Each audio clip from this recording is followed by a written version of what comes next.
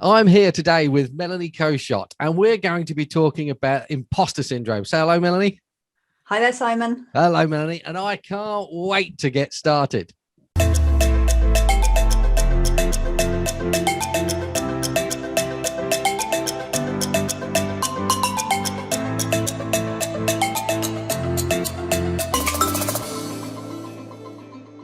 I'm really delighted this morning to be speaking to Melanie Coeshott about the imposter syndrome and how you can silence that inner critic that may be holding you back. As I have just said, we love stupid questions. The whole idea of these conversations are the questions. The beauty of these conversations are the questions that you ask as we go along. So please feel free to pop them in the Q&A box, which you'll find to the right-hand side of the raise hand feature, and I will gladly interrupt Melanie as we go through and ask those questions. And again, as I always say, we like stupid questions because stupid questions are easy to answer. It's the difficult ones that are less interesting. So if you feel as though you got something that's a bit silly that you don't really want to ask, please feel free to pop it in the Q&A box, and I will, as I say, gladly interrupt Melanie and ask the question. And good morning, Beverly, in the chat box. So without further ado, I am going to shut up and introduce the young lady that you are here to see. Hopefully this is where the camera appears and Melanie appears. Yes, it works. So and I didn't realize this until I was speaking to Melanie just a minute ago, but Melanie's a chartered accountant, still a chartered accountant, still pays her subs to the institute. So we are in obviously very good company with Melanie this morning. So without further ado, if I could do a virtual round of applause and hand over to you, Melanie. Go. Thank you very much. Right, I'm just going to flick over to another screen, because this is where I like to hang out and hide behind my little window here. Okay, so this morning we are going to be talking about imposter syndrome. We're going to share a few different definitions and the types of things that we tell ourselves when we are experiencing imposter syndrome.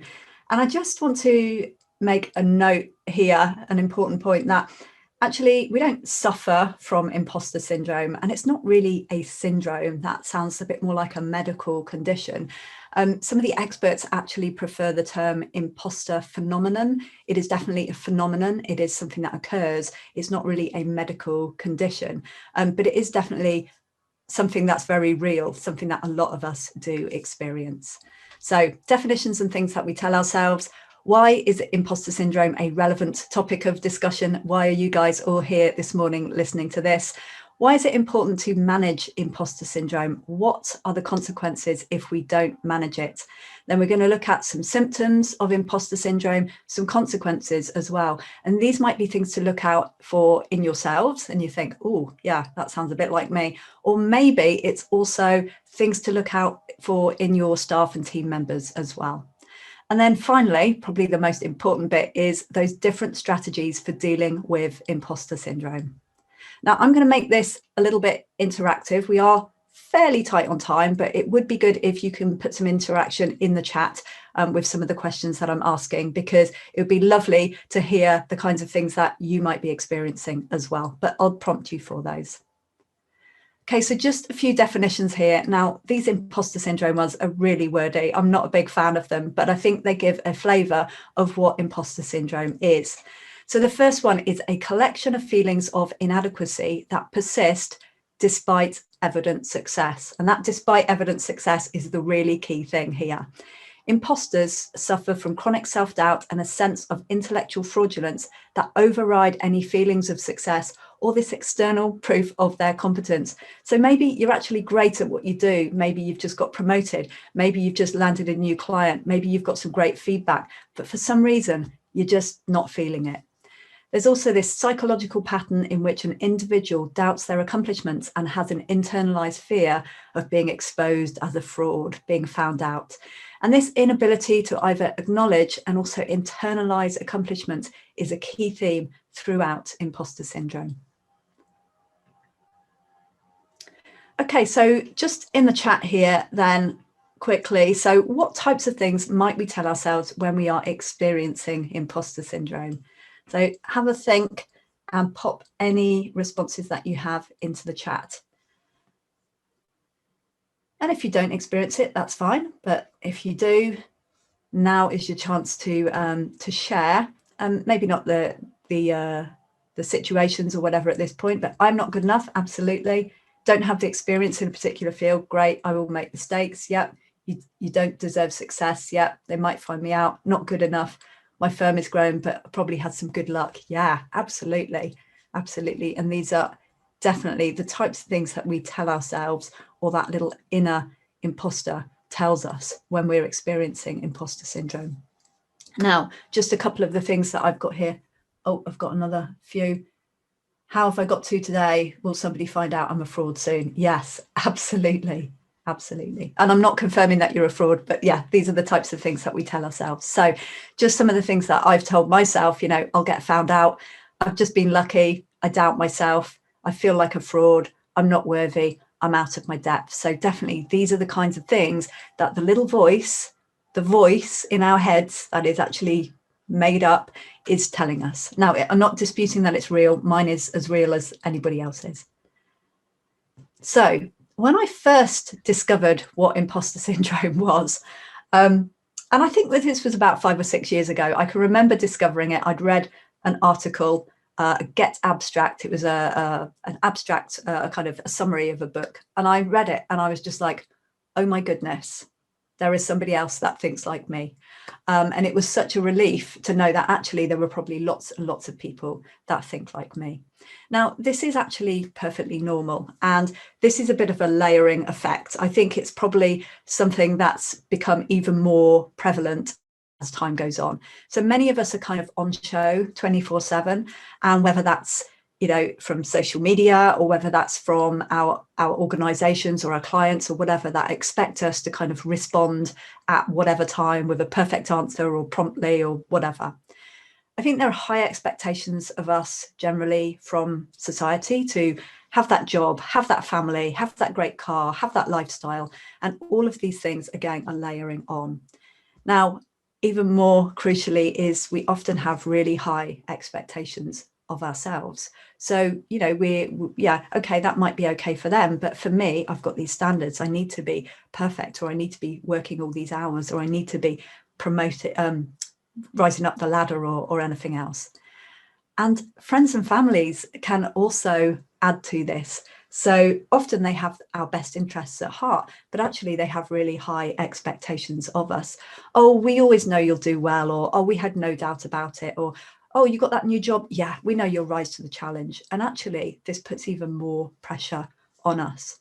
Now, in addition to all that work stuff, many of us have amazing dreams and aspirations. We want to tour the world, or we want to retire early and whatever. And all of this adds additional layers of pressure to us. And often we want to be the best version of ourselves. So whether that's the fittest version of ourselves or the best looking version of ourselves, and maybe we cover ourselves in a bit of veneer, or we hide behind things to do that. So lots of things putting pressure on us.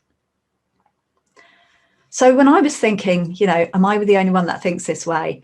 No, we're actually in amazingly good company. Now, a couple of things going on this page. It's a bit of a busy slide, I'm afraid. So if we go over to the left-hand side, there was a survey that was done in the UK 2 or 3 years ago. And the question that was asked was, have you experienced imposter syndrome in the workplace in the last 12 months? And 62% of workers, 62% of British workers that were asked said yes. And this went up to 67% of women. I'm not sure of the split of men and women here on the call this morning, but there's still a lot of men. This is not a female thing. This is something that anybody can be touched by, because ultimately it's the voice in our heads. The other thing to note is that imposter syndrome in particular is felt by high achievers. So I've got some faces in the middle there. We've got Natalie Portman, Emma Watson, Tom Hanks, Sheryl Sandberg, Kate Winslet. I normally have David Bowie as well. These are people, famous people, that have been or are at the top of their game, and yet they are still feeling like imposters. They are still feeling, I've just been lucky, or I'll get found out. And we often put other people on a pedestal, but there's probably some great people around you that are also feeling these feelings. So definitely nothing to be embarrassed or ashamed about. We are in good company if we are experiencing this. So does any of this resonate with you? I'm hoping that it does. You've come along here this morning. You weren't forced to come along. You've come along of your own free will. It sounds like it's something that is of interest of you, either because you've experienced it personally, or maybe you're just curious to know what it is. You've heard about it and it's an opportunity to learn, or maybe you have a feeling about other people that you work with and you would like to do something to help them as well. So in what situations have you felt like an imposter, and what were you telling yourself? So if you could pop that into the chat, it would be great to find out what kind of experiences you've had.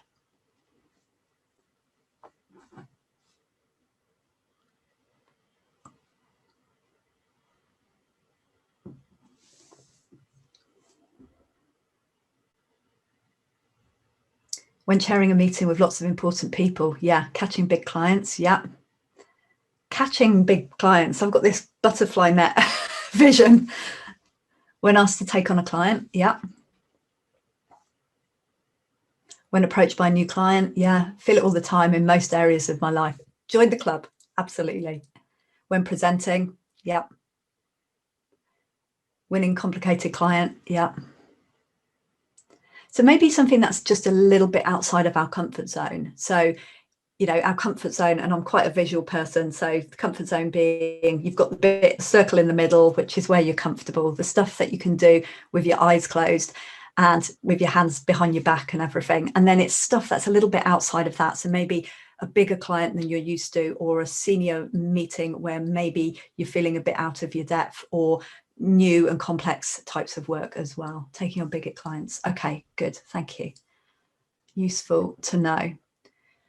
So I just want to share a few examples of where I've experienced it. So this isn't all about me. It's all about helping you guys to find ways of managing your own inner imposter. But I've experienced it in lots of different parts of my life. So I'll start at the top. As a parent, so I am an accountant, or I was an accountant up until 2 years ago. I was a financial controller of a large global business. I didn't do the school run because I travelled a lot. So I commuted down to London quite often. My husband travelled a lot, and we had help with the kids, certainly doing the school runs and things like that. As a parent, taking my kids to school on the rare occasions that I did it, I felt like a real imposter. And, it was, I did parent my kids a lot of the rest of the time. And certainly in the last 2 years, I've definitely done a lot more. But that was almost irrelevant at that time when I was stood there in the playground feeling like I didn't belong. I went to a conference. It was full of successful women. And I'm sat there thinking, I just got a free ticket from work. Feeling like everybody else around me was probably much better than me. At work, so I was an accountant for 22 years. I was a good enough accountant. I wasn't like the best technical accountant ever, but I had a good reputation. I'd got promoted through the ranks, things like that. And yet every time my boss called me, she was based in Belgium, I was here in the UK, I was like, oh, she's found me out. I'm going to get sacked now. I mean, just what an absurd thought to think. And then running these workshops. So I've been running workshops on imposter syndrome now for 2.5 years. I'm actually okay with it now. But the first couple of times I was running them, I'm like, well, I experience imposter syndrome. What right have I got to be helping other people deal with their own imposter syndrome? How crazy is that? But actually, I think what it shows is the voice in our head can be not very helpful. But it can crop up in different situations. And actually mine is quite vocal. She's pretty out there all the time. And it's not about ignoring her. She's not going to just go away if I ignore her, but it's about finding constructive ways to deal with it. Because if not, believe me, I wouldn't be where I am today. So it's about not letting her hold me back, acknowledge what I'm hearing, and then finding ways to deal with her. And I say her, I'll introduce you to her later. Okay, so why is it important for us to manage imposter syndrome? Okay, what happens if we don't? So please pop your answers into, or pop your ideas into the chat. Simon, have you got any questions so far? Not. Oh, let me just do that. Not at the moment, Melanie. I'm fascinated by it because it's pressing all sorts of buttons for me, Okay, and provoking no worries. some conversations No worries. for me, especially around different situations. I think I'm reasonably conscious of the inner critic. Yeah. But the question around in what situations am I feeling it, and then the other side is, as I'm reading the message that are going through the chat box, it's like, oh yeah, I did that as well. Oh yes, and that, and it's like there's lots of different opportunities. So yeah, it's a fascinating conversation so far, Melanie. Great.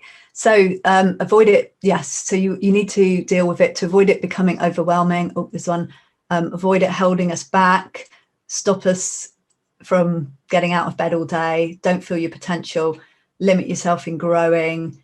Help drive you forward towards your goals. Avoid slipping back. Totally relate to everything so far. Great. Thank you very much. So yes, it is important to manage it. I mean, yes, we could just ignore it. And I think a lot of people try and go through life and think, oh, I'm just going to ignore this. But actually, that's not the way to deal with it, because it can actually just spiral upwards.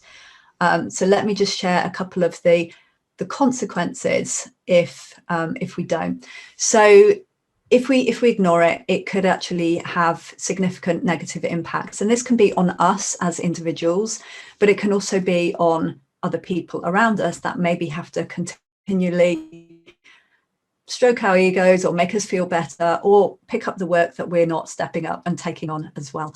And it can be quite draining to people around us. So just kind of maybe think about it from that perspective. In the most extreme cases, it can become debilitating. So over the last few years, yes, we've heard more about imposter syndrome, but we've also heard more about mental health problems. And I'm not saying the two are always necessarily related, but in cases where it's not treated and we just allow ourselves to almost retreat back into ourselves, it can lead to some bigger problems as well. So typically what we see is a general loss of confidence, because what happens is we tend to start experiencing it in one area, and then it kind of, then we're experiencing it out of work as well, or in different work situations. And it can become a bit more widespread and a little bit more pervasive if we allow it to. Because again, the voice is just getting noisier and noisier, and we're not doing anything to control it. And actually then we think, oh, well, that must be true then. That intense fear of failure. So maybe this would stop us actually putting ourselves forward for those situations, or delivering on a report that we know that actually we're quite capable of doing. Performance anxiety. Now, typically we associate this with, I guess, presenting or being in meetings, but it could be any kind of performance, whatever it is that you do. So it could be that in the most normal situations, normal in the when you're not feeling it, you're actually kind of tripping up with things that you could do easily. And just excessive stress. So you might be overly worrying about what somebody said, or, oh, I've got to do this thing tomorrow. And it could just kind of eat you up, basically. And we don't want any of that. Now, in terms of how these symptoms manifest, so how they might be showing up either with you or with somebody else that you know. Some procrastination. Now, we're probably all a little bit guilty of procrastination, and we can make all kinds of excuses. Oh, I've been busy, whatever. But if you're repeatedly procrastinating on actually something that you're capable of, or it would be good for you, then that could be a sign. Perfectionism. It's that old interview question: what's your biggest development area, or what's your biggest weakness? Perfectionism. Actually, perfectionism, it can hold us back from a lot of things. And the important thing to note is there is no perfection does not exist. So actually being good enough, if a report is good enough, or being a good enough accountant, actually that learning to deal with being enough can actually help us to move forward. But that perfectionism, definitely something to look out for. Indecisiveness. So this could be about dithering about, oh, do I do this or do I do that? But it could be about just making decisions that we're accountable and responsible for in the course of our work. And maybe this is about things that we know we're capable of, that we know we have the knowledge or the experience to make these judgment calls, but we find ourselves being indecisive. Risk aversion, so not putting ourselves forward. Oh, I'm not going to put myself forward for that new client, or I'm not going to go into this new area because it sounds a bit complex, and actually shying away from that. Micromanagement, so you might be the victim of that micromanagement. If people are kind of not letting you get on with things, that could be a sign of their imposter syndrome. Or if you've almost delegated or outsourced stuff, but then you still got your fingers in it as well, again, that could be a sign of it.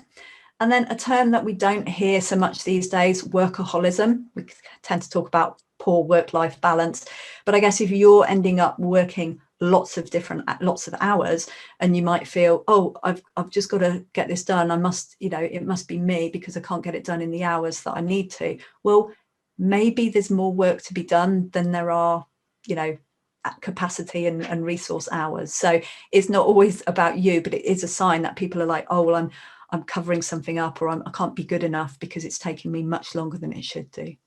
So just a few symptoms to look out for ourselves. Just before you go on, Melanie, I've got a question from Tony. Tony's asked, would you say everyone has some degree of imposter syndrome? And if yes, do you know why that is? Is there a reason as to why, as humans, as to why we have that imposter syndrome sort of inbuilt in us, for want of a better phrase? Yeah. Okay. Good questions.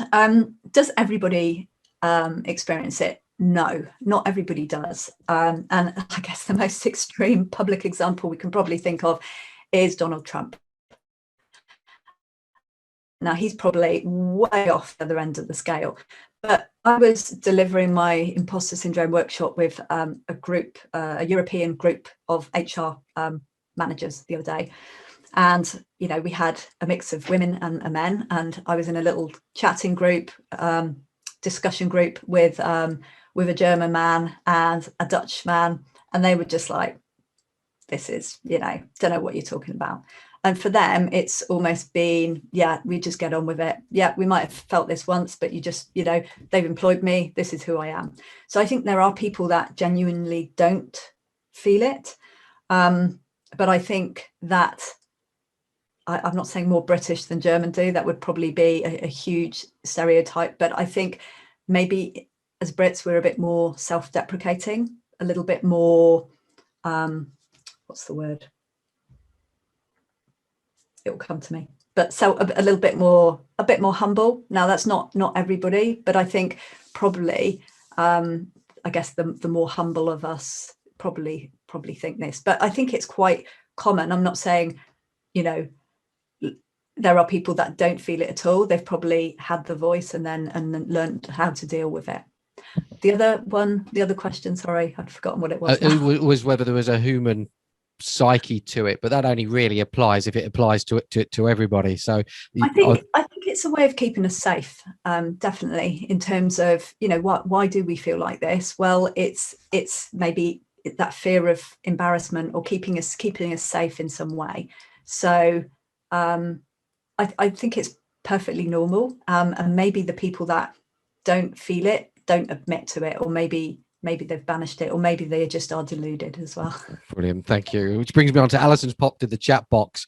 What about all those people that take place on The Apprentice? So that the delusion of those candidates is perhaps an example that it doesn't apply to everybody. Yeah.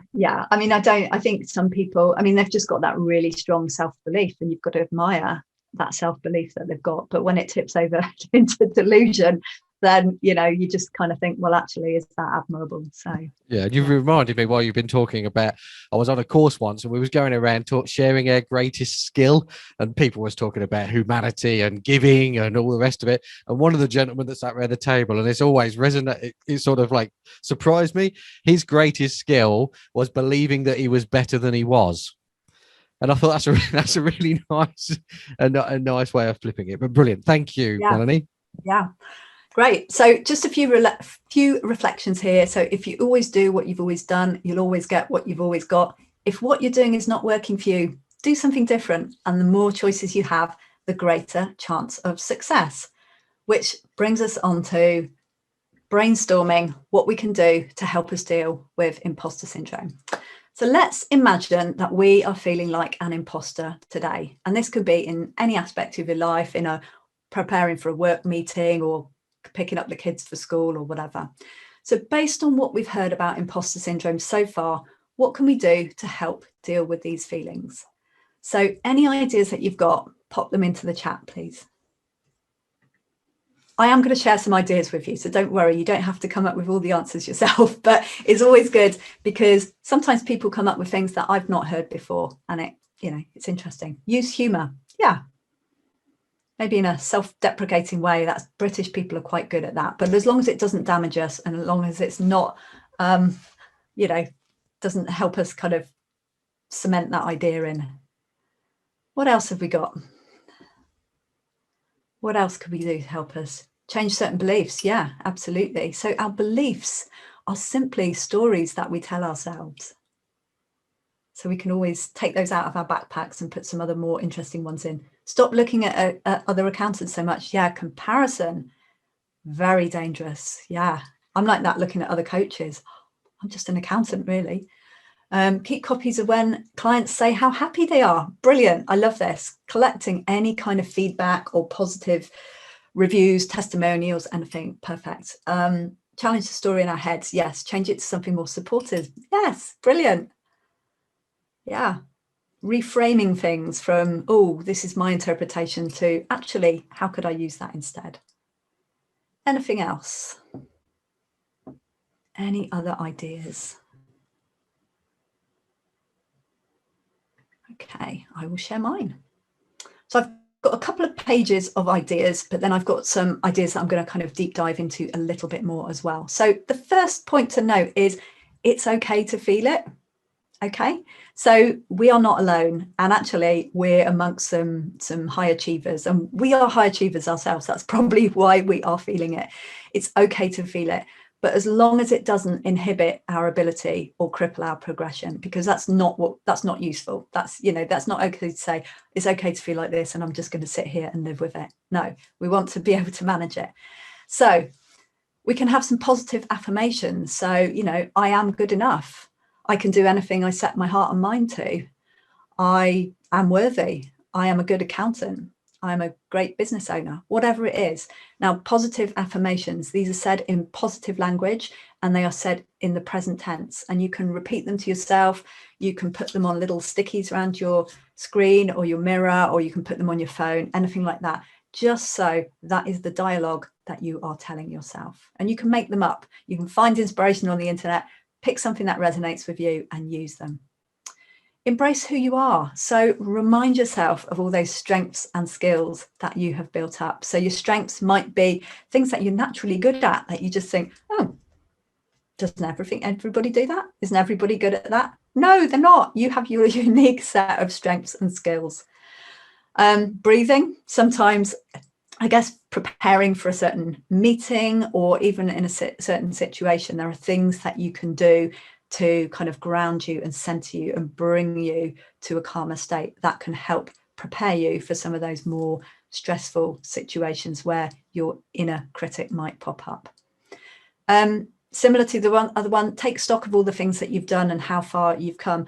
Often when we're looking around, maybe at other accountants or other professionals, and we're going, oh, well, they're obviously better than us or whatever, we forget that actually we've got a backstory. And sometimes when we're halfway up the mountain, it's easy to look up and go, oh, blimey, we've still got a long way to go. But actually, when we look back and look down and go, we've come a really long way, and actually I can be proud of these achievements. I've worked hard for this. I deserve this. Consider feedback from others. So somebody mentioned that in the chat. So if this is feedback from your clients or from your colleagues or your team or whatever, any feedback that you've got, any testimonials, collect it somewhere. So either in some kind of physical book or a folder on your computer, and either use it proactively to kind of give you a bit of a top up every now and then, or are those moments when you're feeling like a bit of an imposter, go and read them, go and see those reviews on LinkedIn or wherever else it is, and that will give you a boost, because this is what people are saying about you. And you're a nice person, but they're not just saying those things to make you feel good. They're saying it because they believe it. And it often takes some effort and time to put together a testimonial or something. So believe them, believe the testimonials, and take them for what they're worth. Name your imposter. I'm going to share about mine in a minute, so I won't dwell too much on this one, but this is a great idea of learning how to manage your imposter. Identify any peers or colleagues that you can speak with about this. So often, up until now, or up until quite recently, we've kind of held this in our head, and we don't want to be sharing this with people because actually, what if it's true? And what if we're feeling like an imposter? We don't want other people to find that out because, you know, then they're not going to trust us or whatever. It might be useful just to talk to other people about this. So whether you've got peers in this group or peers in other groups as well, or just, you know, a mentor, coach, whoever that you can talk to about this, because sometimes just voicing your opinion, others will challenge it. So what's the evidence you've got? What's supporting that? You know, but you do a fantastic job. You know, it could be good to help kind of counter some of those negative beliefs that are going on in your head. Similar, challenge any of those limiting beliefs. So, you know, we've all got beliefs. These are stories that we tell ourselves, stories that we've probably taken on from when we were kids or teenagers or at other kind of impressionable stages of our lives. And we believe them as truth because we've been telling ourselves these things for so long. And I like to imagine it like we're all carrying around a backpack full of stuff. And some of these beliefs, they're like boulders, they're quite heavy. We're carrying them around and they're not really serving us, but we carry them around because we believe them to be true. Now, what if you were to take off that backpack and take out all the boulders and pebbles and whatever that you've accumulated and go, well, actually, is there any truth in this? How is this serving me now? And for those ones that aren't serving you, you might want to discard them. And they could be things like, oh, I've got to work hard to get on in life, or, you know, a good job speaks for itself, or whatever. You might have picked up all these things, you know, money doesn't grow on trees or whatever, all these things that we've picked up from our parents and different stages of our lives. And maybe they're weighing us down and they're not actually helping us. And we can replace some of those old beliefs with some other ones that are going to help us much more. Cultivate more helpful patterns of thinking. So this is a bit like the positive affirmations, but just kind of reframing. So if we're going, oh, okay, well, I can't do that because whatever. Well, actually, why can't I do that? Can I make this happen? I'm going to make this happen. And kind of reframing things in a different situation. Acting as if. So you might know this as kind of fake it till you make it. Don't like that expression at all. But imagine yourself as an actor. That, okay, I'm going to go into this meeting and maybe everybody's more senior than me, but actually they're all just playing a role as well. And I'm going to go in there and I'm going to put my hat on my wig or whatever, and I'm going to act as if I'm part of that same crowd, or act as if I've done this before. And actually thinking about that acting as if, and maybe modeling other people that you've seen that have done these things well, can help you kind of get on with things, get over yourself and get on with them. NLP Anchors, I'm going to give you a demonstration of that in a minute, so I'll park that one. Sub-personalities, am I going to share this one in a minute? No, that's right. Sometimes I mix them up because if not, I get bored. Sub-personalities, no, but that's just around, we have different parts of our personality that makes up the whole of our personality. And maybe sometimes, you know, in a social setting, we are that confident, sociable, bubbly person, but maybe in the workplace, we're not. Well, what is it that we could learn maybe from that other situation that would help us? Or is it the other way around? Is it actually in the workplace that we're really confident because we're in our comfort zone, or we get that feedback? How could we help learn to use that maybe in different situations as well? Coaching, I'm going to share a few coaching questions with you. And embracing your status. So whether you are that newcomer or that long-serving person or that expert, in different situations, we're going to fulfill different roles. And actually by embracing our status, by as Simon says, asking those silly questions or helping other people, you know, we can help deal with our own imposter syndrome, but we can also help others to deal with theirs as well. Okay, so I'm just going to go into a little bit more detail in each of these, because they're all my favorites, but these are my current favorites in terms of ways to help deal with imposter syndrome. So this is Izzy, and she is my inner imposter. In fact, she doesn't really look like a child in the back of my car, but she is a backseat driver. And I'm driving. I am in the driving seat. Thank you very much, Izzy.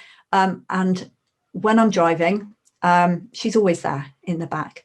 Now, sometimes she's asleep, which is great, or sometimes she's sat there looking out the window and just minding her own business or reading a book. But sometimes she makes a lot of noise, and it can be pretty distracting. But I've learned, and, you know, sometimes it's useful, you know, watch out for that red light or whatever. But actually, I'm the one that's driving. And thank you, Izzy, I've got this. And it's learning to kind of, you know, turn down the volume, or turn up the volume on something else so that I can hear that more clearly and almost drown Izzy out. Now, she's not going anywhere. I'm not banishing her or pretending that she's not there. I'm still going to kind of thank her for being there, but she's just not distracting me as much as she could. So maybe finding a way of naming your imposter, that could be a great way of learning to appreciate and deal with it without kind of banishing it completely. Melanie, I've got a question from Stephen. Yeah. How did you come up with that How did you come up with that avatar, for want of a better phrase? Is that just? And I'm fascinated by it as well. I love the concept. Is it? And I love the idea of the backseat driver. So how did you create that? I'm not sure, really. I think it was just because I knew she was always kind of behind me, and I guess, and this is something that I've come up with over the last year, probably because I wasn't ever driving. I just thought, but she's always behind me, and it was that knowing that we would take care of them and thank them as well. So it's, I guess, somebody that's part of us. It's not, she is part of me, you know, she's not part of me, but it's about learning to deal with her. I think I broke up then. I apologize if I broke up. That's all right. You did a little bit, and then you caught up on my end. So okay.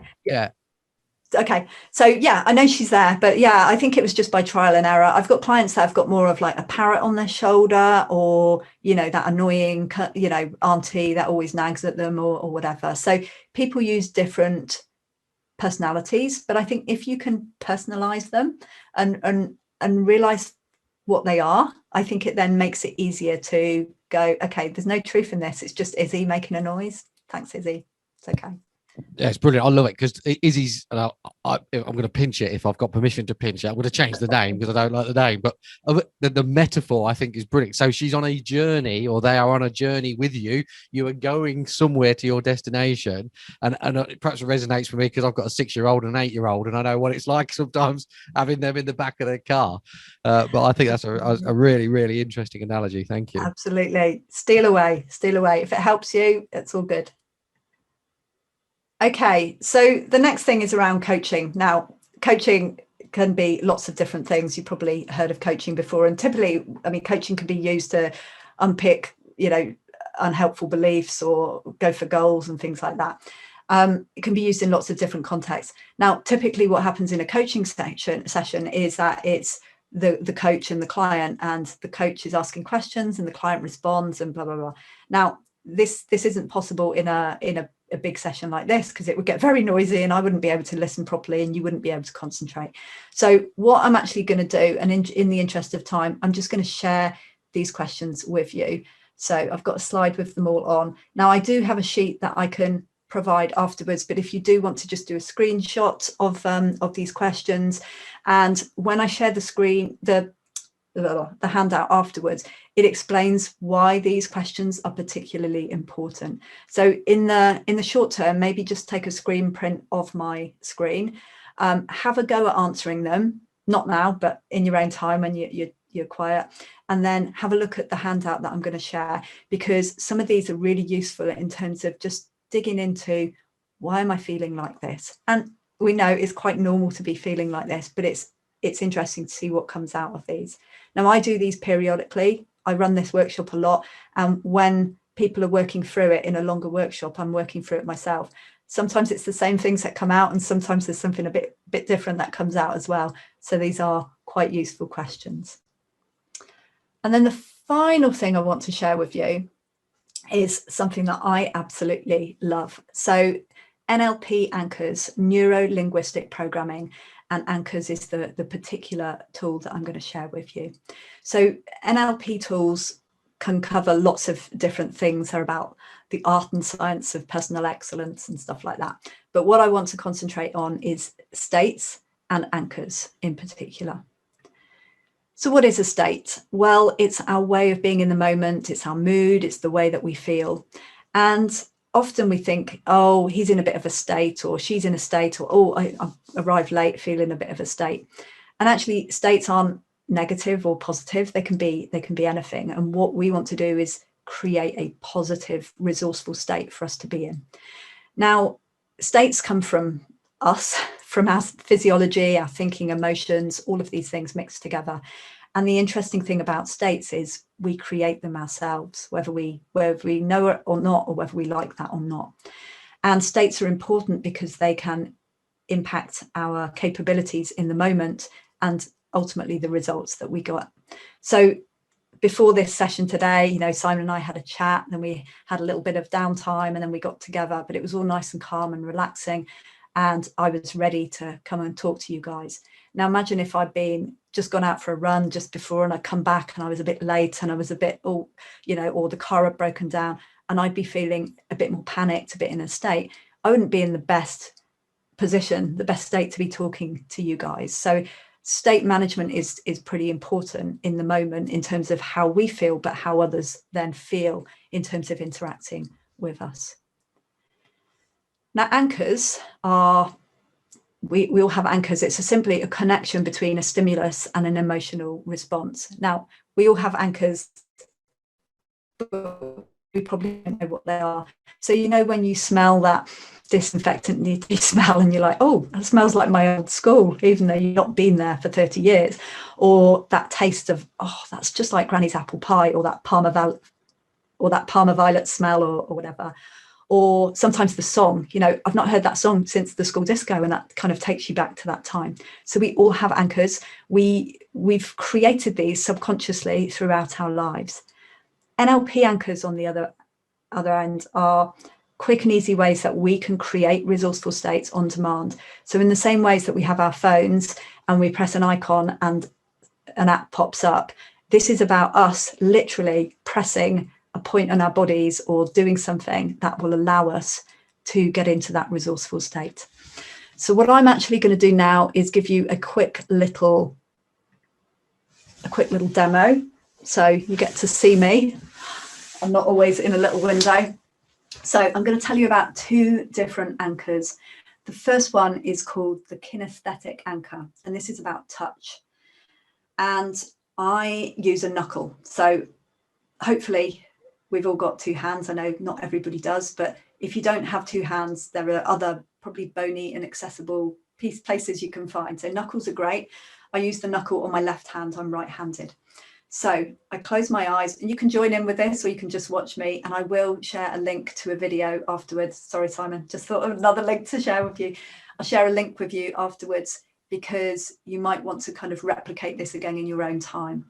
But I'm going to close my eyes, and we've been talking about imposter syndrome. I want to think about a time when I feel confident. So I'm looking at this, I'm imagining myself, I'm taking myself back to a real experience where I have felt confident. And I'm noticing what I notice. So I see what I see, I hear what I hear, I feel what I feel, and I'm really feeling confident. I am right in that zone, feeling great. And when I'm in the moment, I then press my knuckle. So this is like pressing a doorbell. It's quite firm, and I'm continuing to notice what I notice. I see what I see, I hear what I hear, I feel what I feel. And then back in the room. And what I've done there is applied an anchor. So that's now my confidence anchor. And I can use this whenever I want. So I can use it in preparation for a situation, or I can use it in the moment. And the knuckle's great because sat in a meeting, I can use it on my lap, or standing up, I can use it behind my back. nobody needs to know what I'm doing. Nobody's going to see what I'm doing. So that's a really great tool. And you've got lots of knuckles. You can use your elbow. You can use anything where you can quickly press your app, basically press your icon.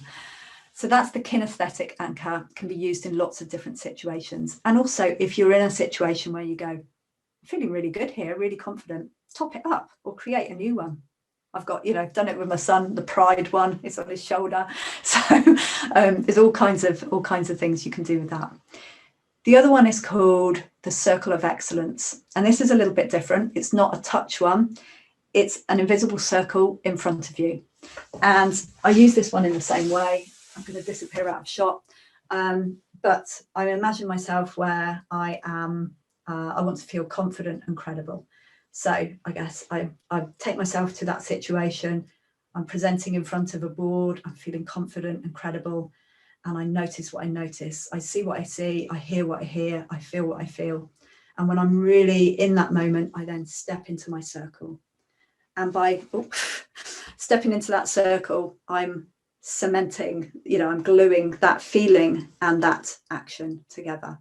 And I continue to see what I see, hear what I hear, feel what I feel. Now, for me, I set this one when I was doing a lot of kind of presenting in meetings and presenting at networking meetings. And for me, just that stepping forward motion, I like to stand up when I present. It makes it a lot, it kind of triggers that, right, I am confident and credible. And I used to keep my invisible circle in my invisible pocket and get it out and put it on the floor. For me, it's now just the stepping motion. Now, a colleague of mine, she uses the Circle of Excellence in a slightly different way. Hers is kind of a rubbery, flingy thing, and she flings it at a doorway. So when she walks through a doorway, she then feels confident. And she uses that in maybe interviews and going into stressful meetings, things like that. She's got her Circle of Excellence and ready to go. So that is the NLP demo.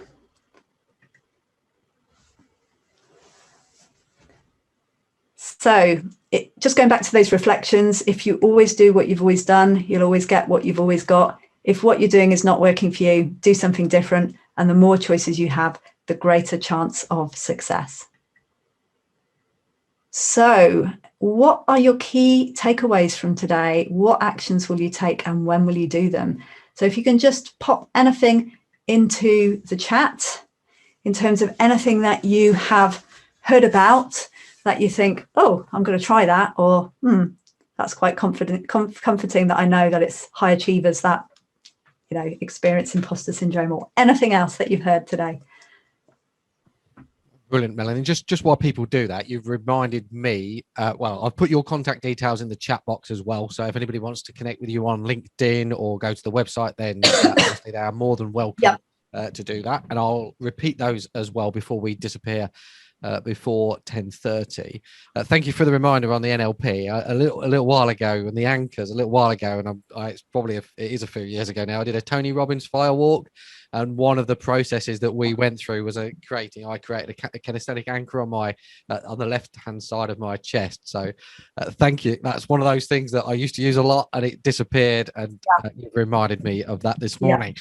So just to provoke people, if you've got any questions that have arisen during the course of this conversation, please feel free to pop them in the Q&A. I've got a couple of questions, Melanie, if I can ask them whilst people are popping their actions in the chat box.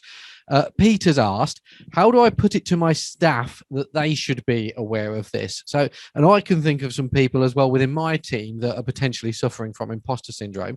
How do you do it? How can you introduce them to the concept? In a diplomatic way? Very much so, yeah. Yeah, I would actually, if that was me, I would share my own feelings. I would share my own vulnerability. So almost like opening up the conversation that, you could share that you've been on this talk today or this workshop, and actually, it was great. I learned that, there's lots of people, 2/3 of people feel this, and it's, so that's a way of introducing it. But then maybe also sharing with that vulnerability in terms of, yeah, I've experienced this, or when I go into those meetings, or when I take on a client that I'm not quite sure of, how complex it's going to be, I do feel like that. So I think by sharing your own experiences, not by going, you might be feeling imposter syndrome, because that's probably not helpful, and that's going to make them think, oh my God, I've been found out, I'm a fraud, they've noticed. But yeah, I think, just having an open conversation. But yeah, I run workshops and I have online courses, so you can point them at me and I can certainly help them out. Brilliant, thank you. And obviously they can share this video. So this video will be available at some point over the next sort of 24 hours, 48 hours. And of course, you can share this video with your team and get them to watch it and to provoke a conversation around some of the points that have been raised. I'm going to challenge the people who are in the room at the moment. I've got a few actions that have come through, but as you know, I'm all about taking action, because without the action, then coming to conversations like this are a complete waste of time. So if you can be brave and banish that imposter and post those actions into the chat box, that would be really good, please. And then Stephen's asked, Melanie, is it ever too late to believe you're not an imposter? That's an interesting one. Well, okay, so let's go back to what imposter syndrome is, and it's based on, blah blah blah, despite evident success. So we are not imposters unless you actually are an imposter. So but it's about, I guess, dissecting it. So why do we believe this? Why, what is that based on? Because it's not real evidence. Yes, there's a voice, and that voice is real to us because we can hear it loud and clear. But it's looking back at thinking, actually, what are the accomplishments that I've had, or what are the wins that I've had, or what are people actually saying, and thinking back at that real evidence, the evidence that it actually is around us when we look at it, when we take the time to look at it, and kind of counteracting that. So yeah, I think it's I don't think it's too late. I think we can all do something about it. Brilliant, thank you. And thank you for Simon and Caroline and Lorraine and Sue and Debbie and Christy that have all posted into the chat box the actions that you're going to take. Thank you very much for playing along. And then the last question from Carrie, and this is an interesting one for me as well. And what's the one strategy you'd use to silence your inner critic? So if there was one that you could pick, Melanie, what would it be? And then she's gone on to share, and she's obviously done some work around this before. I call mine Sarah, after a cousin that makes me feel crap. So is that a good thing? So is it good to relate it to somebody that you don't like? I guess that's fine. You can if it's somebody, mine's quite, Izzy's quite, I guess innocent. Yes, she's annoying. I guess, yeah, you can choose it around somebody that you or that is annoying. I think the thing to do is maybe then balance it out with, well, you've got your inner critic, but have you got an inner mentor or somebody else inside as well? So actually, as well as Sarah, you might have Jane or Barry or whoever that actually is somebody who's helped you, that hasn't been that annoying voice, that has been that encouraging and supporting voice. Because like, the little devil and the angel or whatever, who's to say that we can't have more people? So if you've got the back of your car and actually you've got Izzy sat there, maybe there's room for somebody else as well, and you can invite them along on the ride. Brilliant, thank you. And I'll let you share Paul's in a minute, which has just got in the chat box. So Paul's taking it up a level, and we've now got 3 words, and so I need to up my game with regards to my naming mine as well. But anyway, thank you. Yeah. Thank you, Melanie. I'll pop your contact details in the chat box now, and then I will let you round up. Brilliant. So I think we're nearly there. Yeah, any questions? I think we've had the questions, so that's good. This is me, my pre-COVID glamorous photo, which probably need to update now. Melanie Coeshott, empowering you to take control of work and life through one-to-one coaching and small group workshops. Please get in touch with me. I'm on LinkedIn a lot of the time. I love connecting with people. I do post a lot of content out there, so hopefully you'll find it interesting and relevant. Not always about imposter syndrome, but about careers and life and jobs and things like that. That is my website details as well. I know Simon's put it into the touch, but pop on over there. I do have videos and blogs and other free resources as well that might be of use to you.